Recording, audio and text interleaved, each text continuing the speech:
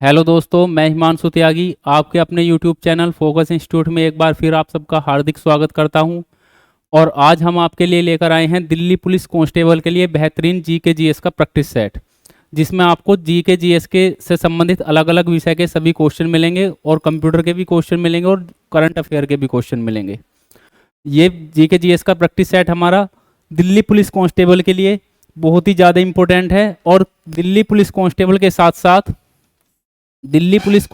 साथ साथ UP constable, UPSI, SSC GD, CHSL, CPO, CGL, PAT, जैसा कि पैट के फॉर्म अभी भरे गए हैं और नवंबर में, लगभग नवंबर के आसपास इसका एग्जाम भी करा लिया जाएगा, नवंबर दिसंबर में।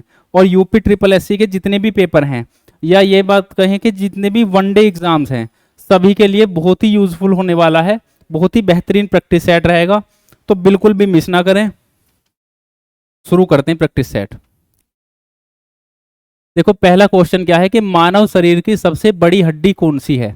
पहला क्वेश्चन है मानव शरीर की सबसे बड़ी हड्डी कौन सी है। तो सबसे बड़ी हड्डी पूछ रहा है, सबसे बड़ी हड्डी कौन सी है, तो क्या कह दोगे? ऑप्शन में दिए हैं इंकस, फीमर, स्टेपीज और मेरू रज्जू। तो कौन सी है? फीमर। क्या लगा दोगे? फीमर मानव शरीर की सबसे बड़ी हड्डी है। इसके बाद इंकस दिया है ऑप्शन में। अगर इंकस की बात करें तो इंकस क्वेश्चन पूछता है कि इंकस शरीर में कहाँ स्थित है, क्योंकि इंकस भी शरीर में पाई जाने वाली एक हड्डी है। कहाँ पाई जाती है? शरीर के अंदर।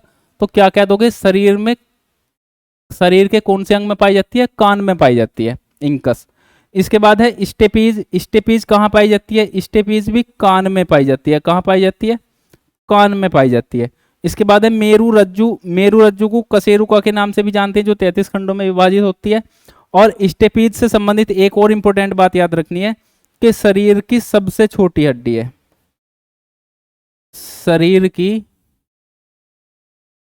सबसे छोटी हड्डी है। अगर क्वेश्चन पूछे जैसे इसमें पूछा है सबसे छोटी हड्डी, इसमें पूछा है कि सबसे बड़ी हड्डी कौन सी है। अगर मान लो किसी क्वेश्चन में ऐसा पूछता है कि शरीर की सबसे छोटी हड्डी कौन सी है, तो क्या कह दोगे? स्टेपीज है। अगला क्वेश्चन देखते हैं। किस अनुच्छेद के अनुसार सुप्रीम कोर्ट का निर्णय सभी अधीनस्थ न्यायालयों द्वारा मान्य होगा? बढ़िया क्वेश्चन है, इंपॉर्टेंट क्वेश्चन है। दिल्ली पुलिस में, यूपी पुलिस में अक्सर इस प्रकार के क्वेश्चन पूछे जाते हैं। तो किस अनुच्छेद के अनुसार सुप्रीम कोर्ट का निर्णय, जो सुप्रीम कोर्ट है सर्वोच्च न्यायालय, उसका निर्णय अधीनस्थ न्यायालयों द्वारा मान्य होगा? तो ऑप्शन दिए हुए हैं। पहले ऑप्शन में दिया है अनुच्छेद 139, उसके बाद अनुच्छेद 141, अनुच्छेद 148 और अनुच्छेद 71। तो क्या कह दोगे? अनुच्छेद 141। किस अनुच्छेद में दी गई है ये व्यवस्था? अनुच्छेद 141। मतलब कि सुप्रीम कोर्ट किसी भी वाद के संबंध में यदि कोई निर्णय करता है तो वो सभी न्यायालय द्वारा मान्य होगा। सभी न्यायालय, जो अधीनस्थ न्यायालय, सुप्रीम कोर्ट के अधीनस्थ न्यायालय कौन कौन से होते हैं? अगर सुप्रीम कोर्ट के अधीनस्थ न्यायालयों की बात करें तो कौन कौन से? हाई कोर्ट और डिस्ट्रिक्ट कोर्ट।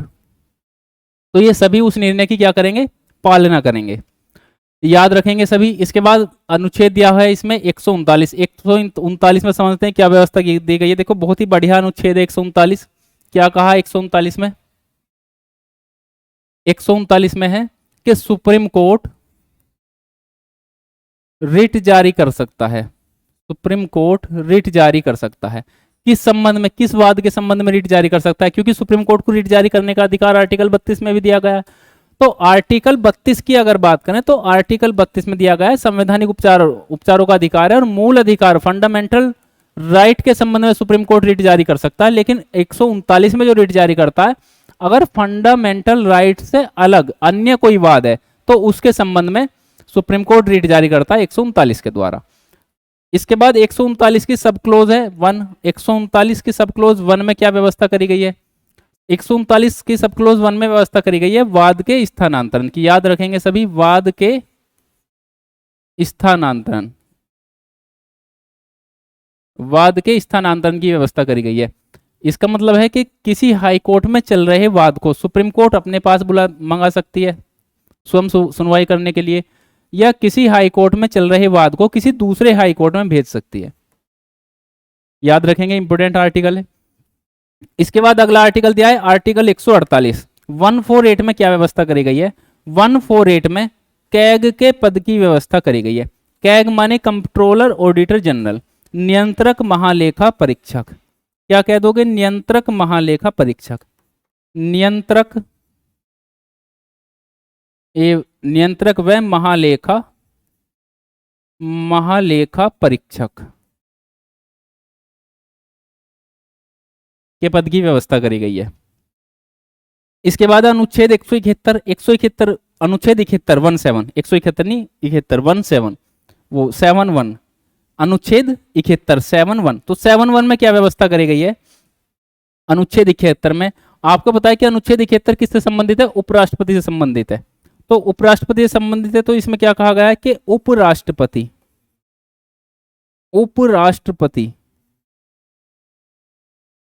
के चुनाव से संबंधित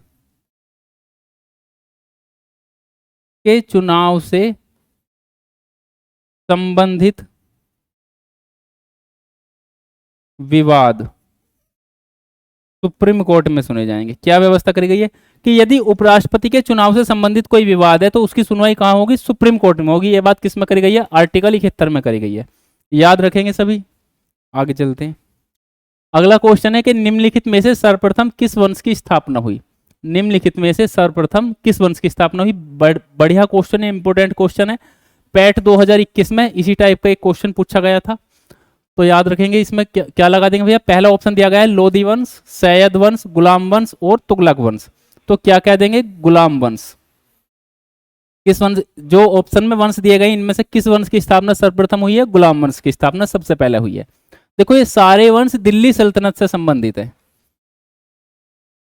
मध्यकालीन इतिहास में जो दिल्ली सल्तनत का टाइम है, दिल्ली सल्तनत से संबंधित है सारे वंश। और दिल्ली सल्तनत में जो वंश का क्रम है वो क्या है कि पहले गुलाम वंश की स्थापना हुई, इसके बाद खिलजी वंश, और उसके बाद तुगलक वंश, और तुगलक वंश के बाद सैयद वंश, और लास्ट है लोदी वंश। ये इसका क्रम है, याद रखेंगे। क्रम आगे पीछे कर लगाने के लिए भी दे सकता है। तो गुलाम वंश की स्थापना कुतुबुद्दीन ऐबक द्वारा 1206 ईस्वी में करी गई, और 1206 से 1290 तक का टाइम पीरियड है गुलाम वंश का, याद रखेंगे। इसके बाद खिलजी वंश का जो टाइम पीरियड है 1290 से 1320 ईस्वी। इसके बाद तुगलक वंश की बात करें तो तुगलक वंश क्या कह दोगे अगर टाइम पूछता है? तो 1320 से 1414 ईस्वी। इसके बाद सैयद वंश अगर पूछ ले किसी क्वेश्चन में तो क्या कह दोगे? 1414 से 1451। और अगर लोदी वंश पूछता है तो क्या कह दोगे? 1451 से 1526। क्या कह दोगे? 1526, 1451 से 1526। इसके बाद अगला क्वेश्चन देखते हैं। किस अनुच्छेद को भारतीय संविधान की आत्मा कहा जाता है? इंपोर्टेंट क्वेश्चन है, पता नहीं कितनी बार पेपर में पूछा गया है कि किस अनुच्छेद को भारतीय संविधान की आत्मा कहा जाता है। ऑप्शन दिए हैं अनुच्छेद 31, अनुच्छेद 32 और अनुच्छेद 25। बी ऑप्शन है अनुच्छेद 25। एक ऑप्शन है अनुच्छेद 31, दूसरा है अनुच्छेद 25 और इसके बाद है अनुच्छेद 32 और इसके बाद है इनमें से कोई नहीं। तो क्या कह देंगे? किस अनुच्छेद को भारतीय संविधान की आत्मा कहा जाता है? तो किसे कह दोगे? अनुच्छेद 32 को। अनुच्छेद 32 को भारतीय संविधान की आत्मा कहा जाता है। अनुच्छेद 32 के बारे में जान लेते हैं थोड़ी सी बात। अनुच्छेद 32 में क्या है? मूल अधिकारों से संबंधित है। भाग 3 में इसकी व्यवस्था करी गई है। और संवैधानिक उपचारों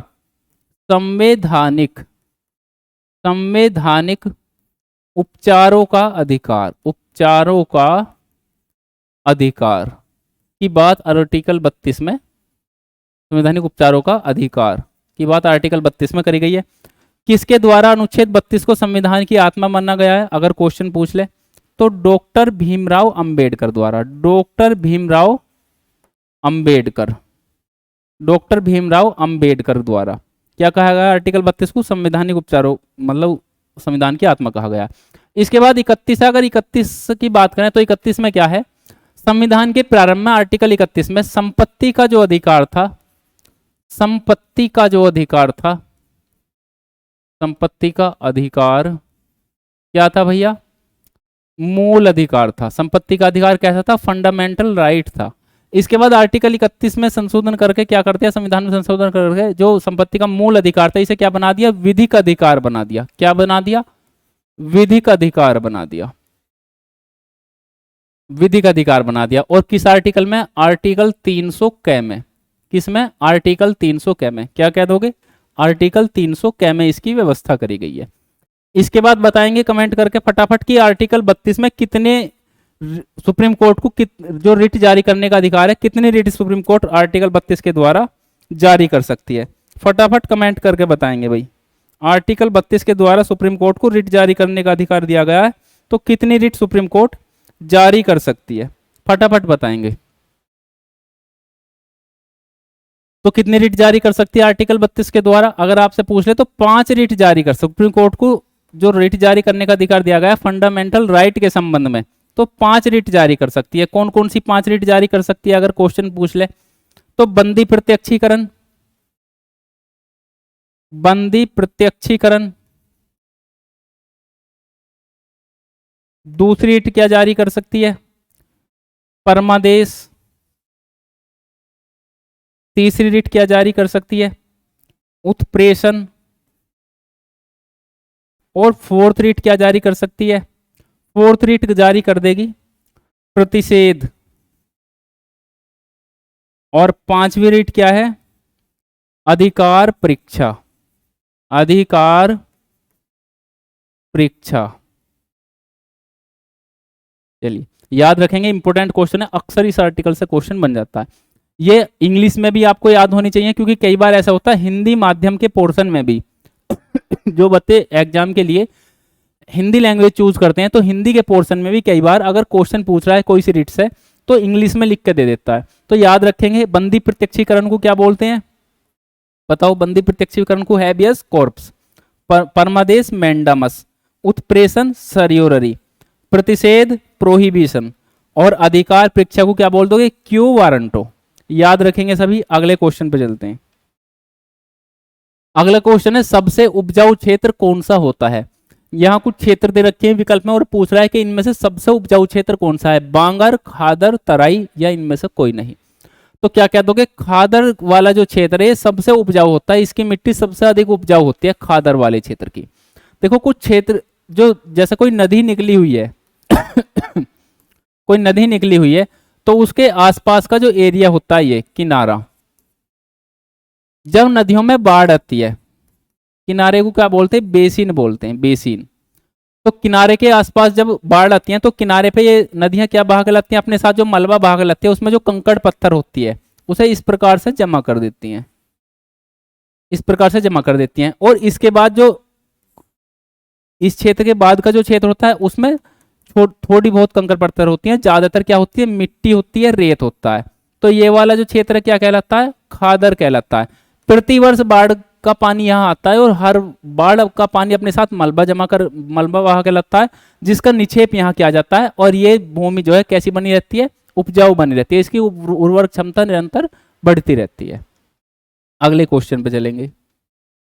निम्नलिखित में से किस नदी को पूर्ववर्ती नदी कहा जाता है? 4 विकल्प दिए हुए हैं, सिंधु नदी, टोंस नदी, सोन नदी और कोसी नदी। तो चारों में से बताना है कि कौन सी नदी है जिसे पूर्ववर्ती नदी कहा जाता है। तो क्या ऑप्शन लगा दोगे? सिंधु नदी। क्वेश्चन पूछे गया है भैया, पेपर में क्वेश्चन पूछे जाते हैं इस प्रकार के, तो सिंधु नदी लगा दोगे। सिंधु नदी को पूर्ववर्ती नदी के नाम से जाना जाता है। अब समझ लेंगे थोड़ा सा कि जो टोंस नदी है, टोंस नदी किसकी सहायक नदी है? क्वेश्चन ऐसे पूछ लेगा। तो टोंस नदी गंगा की सहायक नदी है। किसकी सहायक नदी है? गंगा नदी की सहायक नदी है। गंगा नदी में कहाँ मिलती है? पटना से ठीक पहले मिलती है। पटना से पहले गंगा में मिलती है। कौन सी नदी? टोंस नदी। पटना से पहले मिलती है। सोन नदी की अगर बात करें तो इलाहाबाद के बाद मिलती है। इलाहाबाद के बाद मिलती है। ये भी गंगा की सहायक नदी है। गंगा की सहायक नदी है। इसके बाद कोसी की बात करें, इंपॉर्टेंट क्वेश्चन है। कोसी से अक्सर क्वेश्चन पूछता है कि कोसी नदी से अक्सर क्वेश्चन पूछता है भैया। तो कोसी नदी के बारे में थोड़ा सा समझेंगे, इंपॉर्टेंट है। कोसी नदी से अक्सर क्वेश्चन पूछता है। तो क्या क्वेश्चन पूछेगा कोसी नदी से? कोसी नदी से क्वेश्चन पूछता है कि कोसी नदी को बिहार का शोक कहा जाता है। याद रखना कि कोसी नदी को बिहार का शोक कहा जाता है। क्यों कहा जाता है भैया जी? क्योंकि कोसी नदी में प्रतिवर्ष बाढ़ आती है और प्रतिवर्ष बाढ़ आने के कारण बिहार के एक बड़े क्षेत्र को कोसी नदी प्रभावित करती है, वहां का जनजीवन अस्त व्यस्त हो जाता है, तो इसीलिए कोसी नदी को बिहार का शोक कहा जाता है। पता नहीं कितनी बार इससे क्वेश्चन पेपर में पूछा गया है। अगला क्वेश्चन देखेंगे। अगले क्वेश्चन में है कि पहली लोकसभा गठित होने के पश्चात सर्वप्रथम बजट किसने पेश किया? जब पहली लोकसभा गठित हुई तो उस लोकसभा के गठित होने के बाद जो सबसे पहला बजट पेश किया वो किसने किया, ये पूछ रहा है। तो पहला ऑप्शन क्या है, सीडी देशमुख ने किया, या शानमुखन चेट्टी ने किया, चेट्टी है ये, थोड़ा सा मिसप्रिंट है, या जॉन मथाई ने किया, या इनमें से कोई नहीं। तो क्या लगा दोगे, सीडी देशमुख। किसने किया? सीडी देशमुख ने। जो पहला बजट है, पहली लोकसभा गठित होने के बाद जो सर्वप्रथम बजट पेश किया, पहला बजट नहीं, जो पहली लोकसभा गठित होने के बाद जो सबसे पहला बजट पेश किया, किसने करा? सीडी देशमुख ने। इसके बाद शानमुखन चेट्टी से संबंधित क्या बात याद रखनी है, ये क्वेश्चन पूछ सकता है। जो शानमुखन चेट्टी है, इन्होंने स्वतंत्र भारत का सबसे पहला बजट पेश किया। तो सर्वप्रथम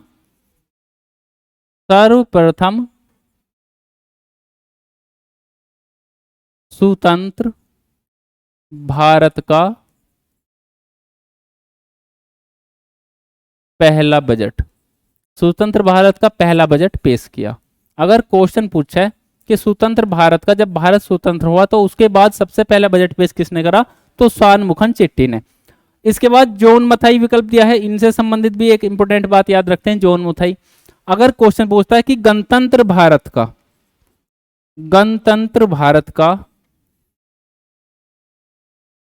पहला बजट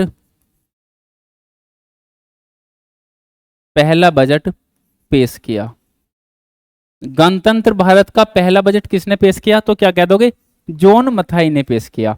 और पहली लोकसभा गठित होने के बाद जो पहला बजट पेश किया सर्वप्रथम, सीडी देशमुख ने किया। याद रखेंगे, बिल्कुल नहीं भूलना। अगला क्वेश्चन देखते हैं। अगला क्वेश्चन है कि भारत के प्रथम गवर्नर जनरल कौन थे?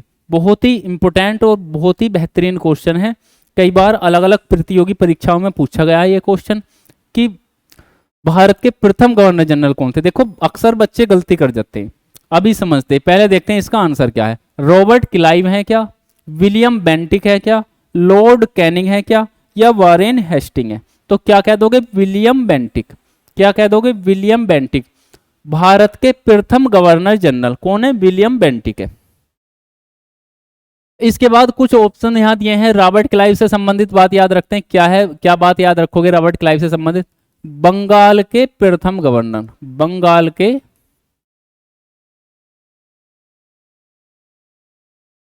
प्रथम गवर्नर, बंगाल के प्रथम गवर्नर, गवर्नर जनरल नहीं, बंगाल के प्रथम गवर्नर कौन, रॉबर्ट क्लाइव। भारत के प्रथम गवर्नर जनरल विलियम बेंटिक।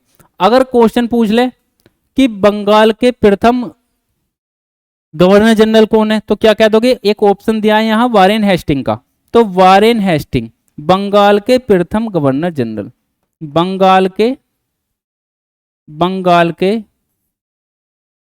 प्रथम गवर्नर जनरल। अगर आपसे पूछ ले कि बंगाल के प्रथम गवर्नर जनरल कौन थे, तो क्या कह दोगे, वारेन हेस्टिंग। अगर क्वेश्चन पूछ ले कि किस अधिनियम के द्वारा इन्हें बंगाल का प्रथम गवर्नर जनरल बताया गया, तो क्या कह दोगे, अधिनियम 1773 के द्वारा, जिसे हम रेगुलेटिंग एक्ट के नाम से जानते हैं, रेगुलेटिंग एक्ट के नाम से जानते हैं। अधिनियम 1773 के द्वारा वारेन हेस्टिंग को बंगाल का प्रथम गवर्नर जनरल बनाया गया। रॉबर्ट क्लाइव बंगाल के प्रथम गवर्नर थे। इसके बाद है लॉर्ड कैनिंग। लॉर्ड कैनिंग से संबंधित क्या बात याद रखनी है, भारत के प्रथम वायसराय, भारत के प्रथम वायसराय कौन है, लॉर्ड कैनिंग है।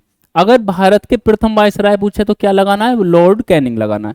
अगर क्वेश्चन पूछ ले कि किस अधिनियम के द्वारा लॉर्ड कैनिंग को भारत का प्रथम वायसराय बनाया गया, तो क्या कह दोगे, अधिनियम एक्ट 1858 के द्वारा, अधिनियम 1858 के द्वारा लॉर्ड कैनिंग को भारत का प्रथम वायसराय बनाया गया। याद रखेंगे, बिल्कुल भूलना नहीं है, इंपॉर्टेंट क्वेश्चन है ये। अगला क्वेश्चन है, भारत में सर्वाधिक क्षेत्र पर पाई जाने वाली मिट्टी कौन सी है? पूछा गया क्वेश्चन है एग्जाम्स में, यूपी ट्रिपल एससी के एग्जाम में पूछा गया है कि भारत में सर्वाधिक क्षेत्र पर पाई जाने वाली मिट्टी कौन सी है? तो क्या लगा दोगे? जलोढ़ मिट्टी है। कौन सी मिट्टी है? जलोढ़ मिट्टी है। कितने प्रतिशत क्षेत्र, अगर प्रतिशत में पूछ ले तो कितने प्रतिशत क्षेत्र पाई जाती है? 43%, 43% क्षेत्र पर जलोढ़ मिट्टी का फैलाव है। कितने पर? 43% क्षेत्र पर जलोढ़ मिट्टी का फैलाव है। इसके बाद दिया है लाल मिट्टी, ऑप्शन में दे रखा है, तो लाल मिट्टी से संबंधित क्या बात याद रखनी है? लाल, क्वेश्चन पूछता है कि लाल मिट्टी जो है इसका रंग लाल कैसा होता है? लाल होता है ऑब्वियसली। तो किस कारण से इसका रंग लाल होता है? ये पेपर में क्वेश्चन पूछा गया है। तो क्या कह दोगे? आयरन ऑक्साइड के कारण। आयरन ऑक्साइड, क्योंकि जो लाल मिट्टी है इसका रंग लाल आयरन के कारण ही होता है, और आयरन ऑक्साइड के कारण इसका रंग कैसा है? लाल है भैया। इसके बाद काली मिट्टी है। काली मिट्टी से संबंधित क्वेश्चन क्या पूछ सकता है? काली मिट्टी को कपासी मिट्टी के नाम से भी जानते हैं। कपासी मिट्टी के नाम से भी जानते हैं। और ये कैसी मिट्टी है भैया? काली मिट्टी भी उर्वरक मिट्टी होती है, बहुत ही उपजाऊ मिट्टी होती है। इसकी जो उर्वरक क्षमता है, उर्वरक क्षमता